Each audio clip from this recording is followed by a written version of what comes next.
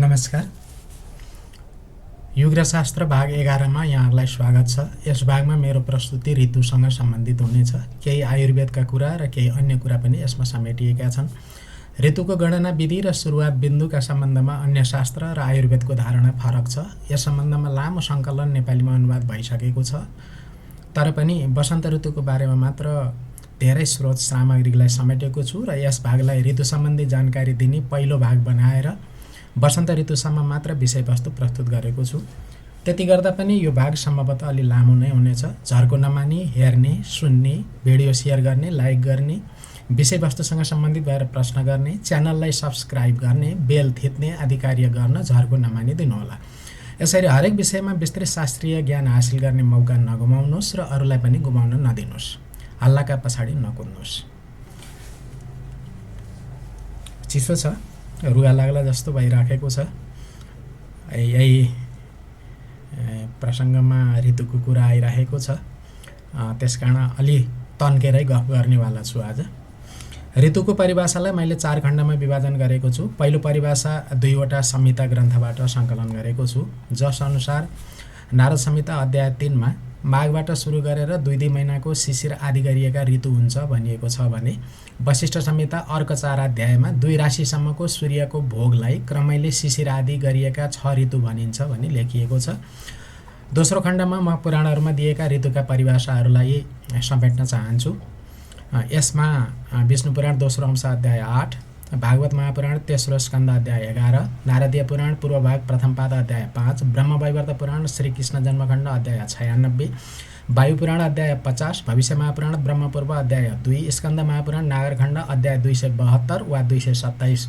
यो सबैमा एउटै परिभाषा छ। त्यहाँ लेखिएको छ 2 महिनाको एक ऋतु हुन्छ। तेस्रो खण्डमा म आयुर्वेदका ग्रन्थमा दिएका परिभाषाहरूलाई जानकारी दिन चाहन्छु। यी परिभाषाहरूमा धेर थोर भिन्नता देखिएकोले सबै बेग्ला बेग्लै उल्लेख गर्न उपयुक्त हुन्छ जस्तो लाग्दछ। राजनिघण्टु लेख्दछ, चैत्र महिनादेखि सुरु भई 2 महिनामा 6वटा ऋतुहरू हुन्छन्। अष्टाङ्ग हृदय लेख्दछ, महिनाहरूमा 2 महिनाका क्रमले क्रमशः शिशिर, वसन्त, ग्रीष्म, वर्षा, शरद र हेमन्त गरी 6वटा ऋतुहरू हुन्छन्। भावप्रकाश संहिता लेख्दछ, मेष र वृष सङ्क्रान्तिलाई ग्रीष्म, मिथुन र कर्कट सङ्क्रान्तिलाई प्राविट, सिंह र कन्या सङ्क्रान्तिलाई वर्ष, तुला र वृश्चिक सङ्क्रान्तिलाई शरद, धनु र मकर सङ्क्रान्तिलाई हेमन्त र कुम्भ र मीनको सङ्क्रान्तिलाई वसन्त ऋतु भनिन्छ। अन्य विद्वानको मतमा शिशिर, वसन्त, ग्रीष्म, वर्षा, शरद र हेमन्त यी 6 ऋतुहरू माघ आदि 2 महिनामा क्रमैले हुन्छन्। गङ्गा नदी दक्षिणतिर रहेका देशमा अत्यधिक वर्षा हुन्छ। यसैले मुनिजनले प्राविट र वर्षा भनी अलग अलग ऋतुहरूको वर्गीकरण गरेका हुन्। यसैगरी गङ्गा नदीको उत्तरतिर रहेका देशमा जाडो वा चिसो अत्यधिक हुने हुनाले त्यहाँ हेमन्त र शिशिर गरी 2वटा बेग्ला बेग्ला ऋतुहरू गणना गरिएका हुन्। सुरुका 3 ऋतुहरू उत्तरायण र पछिल्ला 3 ऋतुहरू दक्षिणायन हुन्। उत्तरायण ऋतुहरू गर्मी गर्ने र बललाई टोस्ने गुणका हुन्छन्। दक्षिणायनका ऋतुहरू शीतलता प्रदायक र बल बढाउने गुणका हुन्छन्। हारेज संहिता लेख्दछ, वर्षा, शरद, हेमन्त, शिशिर, वसन्त र ग्रीष्म एकपछि अर्को गरेर आउने क्रमैले 6 ऋतुहरू हुन्। सुश्रुत संहिता लेख्दछ, 2 महिनाका एक ऋतु गरी 6वटा ऋतु हुन्छन्। ती शिशिर, वसन्त, ग्रीष्म, वर्षा, शरद र हेमन्त हुन्। तिनमा माघ र फागुनलाई शिशिर, चैत्र र वैशाखलाई वसन्त, जेठ र असारलाई ग्रीष्म, साउन र भदौलाई वर्षा, असोज र कार्तिकलाई शरद तथा मङ्सिर र पुसलाई हेमन्त ऋतु भनिन्छ। यसपछि म चौथो खण्डमा शब्दकोशबाट नेपालीमा दिइएका अर्थहरू यहाँहरू समक्ष राख्न चाहन्छु। सबभन्दा पहिले अमरकोश प्रथम काण्डमा कुलचन्द्र शर्मा गौतमले दिनुभएको परिभाषा राखेँ। मङ्सिरदेखि सुरु गरेर 2 महिनाको एक ऋतु हुन्छ भनी उल्लेख गरिएको पाइन्छ। केएन स्वामीको बृहत संस्कृत नेपाली शब्दकोशमा वर्षमा हुने काल वा समयको विभाग जुन सौर ऋतु र चान्द्र ऋतु गरी 2 हुन्छन् भनिएको छ र उहाँले धर्मसिन्धुलाई आधार बनाएर यस सम्बन्धी विवरण राख्नु भएको छ। नेपाली बृहत शब्दकोशले समयसँग सम्बन्धित 2वटा कुराहरू नेपाली बृहत शब्दकोशले दिएका परिभाषाहरूमध्ये समयसँग सम्बन्धित र यहाँ प्रासङ्गिक हुने 2वटा परिभाषालाई समेटेको छु। पहिलो परिभाषामा प्राचीन कालमा वैदिक कृत्य गर्नलाई उपयुक्त र शुभ मानिएको समय भनेर एउटा परिभाषा छ र अर्कोमा प्राकृतिक अवस्था अनुसार वर्षभरिको 2-2 महिनाका दरले फेरिने वातावरणिक स्थिति वा त्यसअनुसार हुने समय विभाजन ग्रीष्म, वर्षा, शरद, हेमन्त, शिशिर र वसन्त भनेर लेखेको छ। 6 ऋतुका नाम दिँदै ब्रह्मवैवर्त पुराण श्रीकृष्ण जन्मखण्ड अध्याय 96 मा वसन्त, ग्रीष्म, वर्षा, शरद, हेमन्त र शीत नाम दिएको छ। अब म हरेक ऋतुका बारेमा मबाट भएका सङ्कलनलाई क्रमशः यहाँहरूलाई बताउन चाहन्छु। सबभन्दा पहिले वसन्त ऋतुका कुरा गरौँ। वसन्त ऋतुको उत्पत्तिका सम्बन्धमा एउटा पौराणिक कथा पाइन्छ। कालिका पुराण अध्याय 4 मा दिएको उक्त कथाको भावानुवाद यस्तो रहेको छ। जब सृष्टिलाई अघि बढाउन तपस्यामा लीन हुनुभएका भगवान शिवलाई कामबाण प्रहार गरी काम वासना जगाउने जिम्मा कामदेवलाई लगाइयो। तब कामदेवले ब्रह्मासँग सहयोगीका रूपमा आफूलाई एउटा सुन्दरी स्त्री चाहिने कुरा बताए। कामदेवको कुरा सुनेपछि ब्रह्माले कामदेवका लागि कस्ती सम्मोहिनी स्त्रीलाई सृष्टि गर्नु पर्ला भनी चिन्ता गर्न लाग्नुभयो। चिन्ता गर्दा गर्दै ब्रह्माले लामो सास फेर्नुभयो। त्यो सासबाट फुलहरूको समूहले सुशोभित वसन्त उत्पत्ति भए। ती भमराका झुण्डले सुशोभित फुलेको आँपका मन्जरी एवं रससहित फुलेको पलासको रुख जस्तै शोभायमान भइरहेका थिए। उनका आँखाहरू फुलेका रक्तकमल जस्ता रसिला थिए। उनको नाक साँझमा उदाइरहेका चन्द्रमाको टुक्रा जस्तै सुन्दर थियो। उनका कान शङ्ख जस्ता थिए। उनको कपाल घुँर्किएको थियो। उनका कानमा साँझपखको सूर्य जस्तै चम्किरहेका 2 कुण्डल सुशोभित थिए। उनको हिँडाइको चाल मत्ता हात्तीको जस्तो थियो। उनको छाती विशाल थियो। उनका पाखुरा मोटा, कसिला र फैलिएका थिए। उनका दुवै हात कठोर थिए। उनका काछ तिग्रा र कम्मर गोला थिए। घाँटी शङ्ख जस्तै सुन्दर थियो र काँध उठेका थिए। खगालुका हाड मासुले छोपिएका थिए। छाती मोटो थियो। उनी सबै लक्षणले भरिपूर्ण थिए। यस्ता गुणका वसन्तको उत्पत्ति भएपछि सुगन्धित हावा चल्न थाल्यो। रुखहरू फुल्न थाले। सयौँ कोइलीहरू मधुर पञ्चम स्वर आ इ ई पछिको 5औं स्वर अर्थात् उले अर्थात् कुहु कुहु गर्न लागे। तलाउहरू फुलेका कमलले भरिन थाले। यसपछि वसन्तलाई कामदेवको सहयोगी बनाएर महादेवको तपस्या भङ्ग गर्न पठाइयो भनेर वसन्त ऋतुको उत्पत्तिको प्रसङ्ग, पौराणिक प्रसङ्ग यस्तो दिएको छ। अब यसपछि वसन्त ऋतुको परिभाषाका कुरा गरौँ। सबभन्दा पहिल्यै ब्रह्मवैवर्त पुराण श्रीकृष्ण जन्मखण्ड अध्याय 96 मा चैत्र र वैशाखलाई वसन्त ऋतु भनिन्छ भनिएको छ। यही परिभाषा राजनिघण्टु अमरकोशका टीकाकार कुलचन्द्र शर्मा गौतम को रहेको छ। यस वसन्त ऋतुको परिभाषाका सम्बन्धमा एउटा फरक मत पनि पाइएको छ। सारङ्गधर संहितामा कुम्भ सङ्क्रान्तिदेखि मीन सङ्क्रान्तिसम्म वसन्त ऋतु हुन्छ भनिएको छ। यो मतअनुसार फागुन र चैतलाई वसन्त ऋतु मानिएको देखिन्छ। अब वसन्त ऋतुका संस्कृत पर्यायवाची शब्दहरूको बारेमा बताउन चाहे। राजनिघण्टुमा ऋतुराज, कान्त, कामरस, पुष्पमास, पिकानन्द, बन्धु, माधव, वसन्त र सुरभि तथा अमरकोशमा प्राविश र वर्षा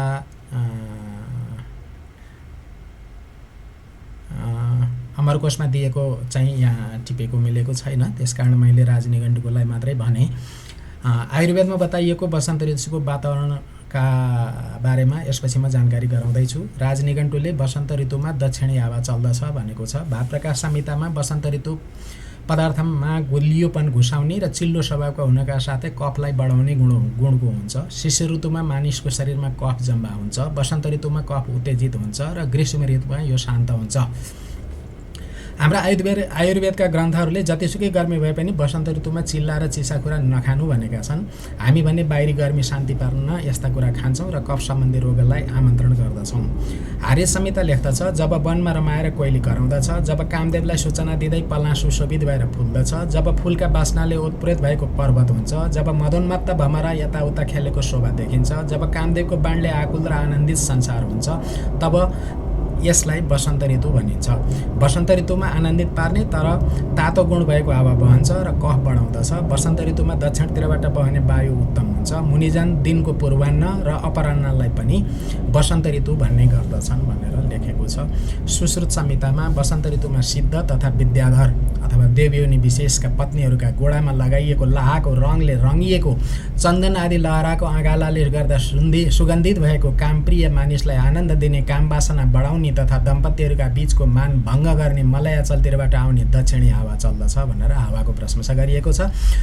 वसन्त ऋतुमा सबै दिशाहरू निर्मल हुन्छन्। यो ऋतु पलास, कमल, बकुल आदिका फुलले मुलायम, अशोक आदि वृक्षका फुलले शोभायमान, कोइली एवं भमराका झुण्डको कर्णप्रिय आवाजले गुन्जायमान, दक्षिणी दिशाको हावाले व्याप्त एवं कमला नयाँ पालुवाले सबैतिर सुशोभित हुन्छ भनेर वर्णन गरिएको छ। अब आयुर्वेदमा चाहिँ वसन्त ऋतुमा गर्नुपर्ने दिनचर्या, मानिसले गर्नुपर्ने दिनचर्याका बारेमा पनि बताइएको छ। सबभन्दा पहिले मदनपाल निघण्टुको कुरा यहाँहरू समक्ष राख्न चाहे। वसन्त ऋतुमा तिखर, नुनिला, टर्रा, रुखा, पिरा र ताता खानपिन गर्नु, मह, मुगी र जाङ्गल क्षेत्रका जीवको मासु खानु, पिउने बानी हुनेले नियमानुसार मदिरा पिउनु, कसरत गर्नु, कोइली आदि चराको आवाज गुन्जिने खालका बगैँचा उपवन आदिमा घुम्ने गर्नु, सुन्दर एवं अनुकूल व्यवहार गर्ने पति या पत्नीको साथ लिनु, दिनहुँ नुहाउनु, बुकुवा चन्दन आदि दल्नु, फूल रत्न आदिको आफूलाई अनुकूल हुने खालको माला लगाउनु, हेमन्त ऋतुमा शरीरभित्र जम्मा भएको कफ सूर्यका किरणले ढाकिएपछि विकृत हुन्छ। यसैले कडा शिरो विरेचन अर्थात् नस बान्ताका लगाउने ओखती, कुल्ला गर्ने ओखती, धूप सेवन आदिले तथा सुठो, नागरमोथे जस्ता ओखतीको काँडा पानीले एवं तातो पानीले त्यो विकृत कफलाई जित्नु, शीतल, चिल्ला, पचाउन कठिन, पातला, अमिला, गुलिया खानपिन र दिउँसोको सुताई वसन्त ऋतुमा परित्याग गर्नु भनेर मदनपाल निघण्टुमा लेखिएको छ। भाव प्रकाश संहितामा वसन्त ऋतुमा बान्त गराउने खालका औषधि खानु, नाकमा औषधि हाल्नु, महसँग हर्रो खानु, व्यायाम गर्नु, औषधिको धुलो शरीरमा माडेर दल्नु, कफ नाश गर्ने खालका औषधि मिसाएको मनतातो पानीले मुख कुल्ला गर्नु, फलामले सेकाइएका जङ्गली जीवको मासु खानु, गहुँ, अनेक थरी चामल, मुगी तथा जौ र सठिया चामलको भात खानु, चन्दन, धुपी, केसरको लेप बनाएर शरीरमा दल्नु तथा रुखा, तिखर, ताता र हलुका पदार्थ खानु अति नै लाभदायक हुन्छ। गुलिया, अमिला, दही, चिल्ला, दिउँसोको सुताई, पच्न कठिन हुने कुरा र शीत, यी कुरालाई वसन्त ऋतुमा अवश्य नै त्याग्नु पर्दछ भनेर भावप्रकाश संहिताले लेख्यो। त्यसपछि चरक संहितामा शिशिर कालमा शरीरमा सञ्चित कफ सम्बन्धी दोषलाई वसन्त ऋतुमा राम्ररी शरीरबाट बहाएर बाहिर निकाल्ने हो भने मानिसलाई ऋतुजन्य कफ सम्बन्धी रोग जीवनभर हुँदैन, वर्षैपछि यसो गर्नु भनेर लेखेको छ। हारित संहिताले जब सूर्यको गति उत्तरतिर हुन्छ तब जलका स्वामी सूर्य हुन्छन्। यसले गर्दा गर्मी गर्ने, तीव्र र पोल्ने गुणका पदार्थहरू यसबेला उत्पन्न हुन्छन्। यसबेला सारा पृथ्वी सुक्दछ, सबै दिशा जलहीन हुन पुग्दछ। पिरो, अमिलो, नुनिलो जस्ता पोल्ने खालका रस बलिया हुन्छन्। यी रसले गर्दा रगतसँग मिसिएर बसेको पित्त बिग्रिन थाल्दछ अनि औषधि आदिमा रस र गाई आदि जनावरको दुध पनि सुक्दछ। यसबेला जीव कम बलियो हुन्छ, यदाकदा कफ पनि उज्वन्छ, खोकी समेत लाग्छ र यो वसन्त ऋतुमा यस्तो लक्षण देखिन्छ र यो पछि आफै निको हुन्छ। यो ऋतुमा विधिपूर्वक भ्रमण गर्नाले, नाकमा नस हाल्नाले र रुखो सुखो खानेकुरा खानाले कफ विकृत हुन पाउँदैन। यो बेलामा बरफ आदि चिसो खानेकुरा नखानु, विविध किसिमले कामदेवको आनन्द लिनाले, राम्ररी हिँडडुल गर्नाले, पसिना निकाल्नाले र मन थकित पार्ने कार्य गर्नाले यो ऋतुमा मानिस सुखी रहन्छ। ऋतुमा कफलाई सोच्ने वा सुकाउने हुनाले पिरो, नुनिलो र अमिलो रस खानुपर्छ। यसो गर्नाले मानिसलाई चाँडै आराम हुन्छ। वसन्त अर्थात् चैत वैशाख ऋतुमा उमालेर आधा भएको पानी पिउनु हितकारी हुन्छ। बल र वीर्य बढाउने भए पनि वातदोष बढाउने, चिल्लो, केही अमिलो, कफ प्रकृतिको र कफकारी हुनाले वसन्त ऋतुमा सम्भव भएसम्म दही नखानु भनेर लेखेको छ। माधव निदानले वसन्त ऋतुमा विकृत कफका कारण आउने ज्वरोलाई पनि प्राय गरेर वात र पित्तको सहयोग रहेको हुन्छ, ध्यान दिनु भनेर लेखेको छ। अब म वसन्त श्रवणका विषयमा कुरा गर्छु। काठमाडौँमा फागु पर्व सुरु भएको सङ्केत गर्न राजा प्रताप मल्लले वसन्त श्रवण गर्ने चलन चलाएका थिए भनी मानिन्छ। उनले वसन्तपुरमा फागुको झण्डा गाडेपछि मात्रै वसन्त श्रवण गर्ने चलन चलाएका थिए। यो वसन्तपुर दरबारको नासल चोकमा सुन्ने परम्परा रहिआएको छ। यस अवसरमा सङ्गीतसँगै वसन्त ऋतु झल्किने चित्र पनि कोर्ने चलन थियो। वसन्त सङ्गीतमा मल्लकालीन राजकुमारीको सौन्दर्य वर्णन, युवतीप्रति छेडखान र देश र जनताप्रतिको कर्तव्य आदि समेटिने चलन थियो। यस अवसरमा विभिन्न उस्ताद, भाट, सङ्गीतकार र गीतकारले वसन्त राग गाएर आफ्नो कला र गला देखाउने चलन थियो। राधाकृष्णको यौवन लीलामा आधारित भएर जयदेवले लेखेको संस्कृत गीतिकाव्य गीत गोविन्दको दोस्रो अध्यायको पाठलाई वसन्त श्रवण भन्ने गरिन्छ। जयदेवले ईसा सम्वत 1175 देखि 1200 को बीचमा बङ्गालका राजा रहेका महाराजा लक्ष्मण सेनका 5 महाकविमध्येका एक थिए यी जयदेव भन्ने। उक्त पुस्तकमा 2 श्लोक उक्त पुस्तकबाट 2 श्लोक अर्थसहित म यहाँ राख्न अनुमति चाहन्छु।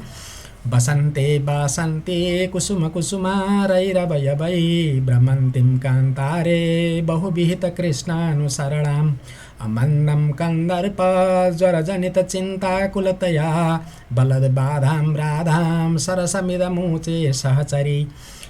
उपरोक्त श्लोकको भावार्थ यस्तो हुन्छ। कुनै बेला वसन्त ऋतुको सुमधुर अवसरमा विरह वेदनाले अत्यन्त कातर भएर राधिका एउटै बगैँचा र अर्को बगैँचा चाहर्दै कृष्णलाई खोल्न थालिन्।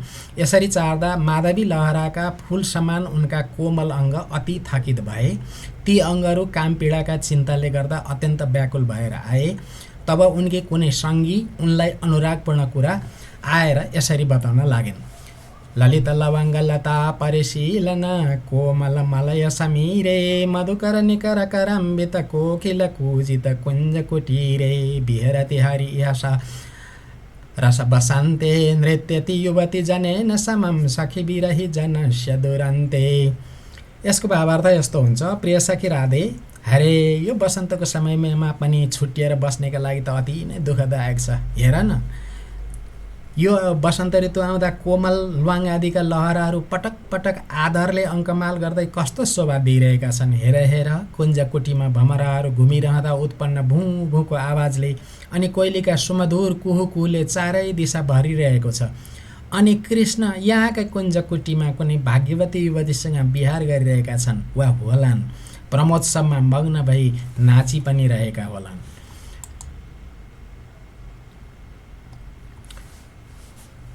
वसन्त ऋतुका बारेमा प्राचीन ग्रन्थमा यति धेरै गुणगान गाइएको छ कि ती सबैलाई समेट्न असम्भव नै छ। समग्रमा भन्नुपर्दा वसन्त ऋतुलाई सृष्टिको निरन्तरताका लागि आधार ऋतु मानिएको पाइन्छ। हस्त ऋतुका कुरा पुरा नसक्दै यो भाग लामो हुन पुगेको छ। आगामी भाग 12मा ऋतु सम्बन्धी बाँकी जानकारी लिएर आउनेछु। त्यतिन्जेलका लागि बिदा पाऊँ। नमस्कार। सबैको सधैँ कल्याण होस्।